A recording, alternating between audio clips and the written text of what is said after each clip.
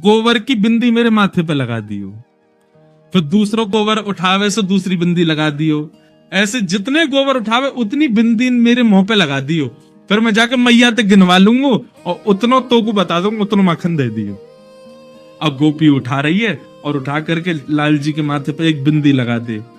अब सोचो ठाकुर जी कैसे लग रहे होंगे, हैं? सांवरे से ठाकुर जी, सिर पर मोर पंख पहने हैं, तिलक लगाए हैं, नन्हे से पीताम्बरी पहने और गोबर की बिंदी लगवा रहे हैं अपने मुख पे, गोरोचन तिलक किए।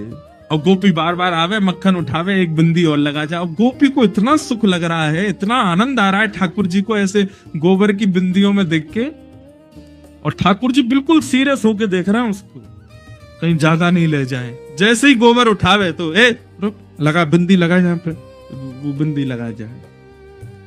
अब बार बार बिंदी लगा के ठाकुर जी ऐसे मधुर मुस्कान पे आनंद है रहे हैं। गोपी को भी खूब आनंद आ रहा हो। सो गोपी ने अब क्या कहा कि अब की बार गोबर उठायो, और लाला बहुत भारी है ने उठवाइयो। जैसे ही ठाकुर जी उठवाने गए सो गोपी ने सबरो गोबर ठाकुर जी पे डाल दियो। जैसे ही डारो पूरे ठाकुर जी गोबर में संलिप्त हो गए। ठाकुर जी दौड़े चौकड़ी मार करके मैया के पास, बोले मैया देख, मैया देख, मैया देख। मैया ने जैसी देखी पूरा गोबर में लपो भयो लाल जी। अरे लाला तू कितनो नवाओ, कितनो दबाओ, या गोबर में ही जाके खेले, देख काकल लियो, चला साफ करूं। मैया ध्यान ते करियो, क्यों बिंदी लगी भैया वो नहीं मिट जाए कहीं।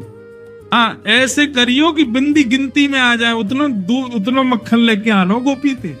ये कौन है? ये प्रेमी ठाकुर जी।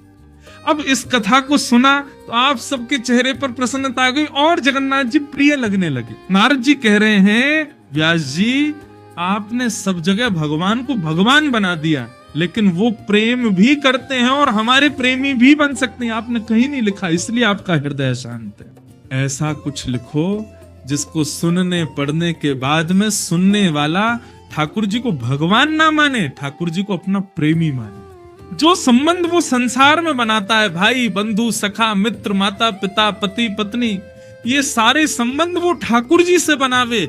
ऐसा कोई ग्रंथ लिखो जिसको पढ़ने के बाद में ठाकुर जी हमारे लगने लगे।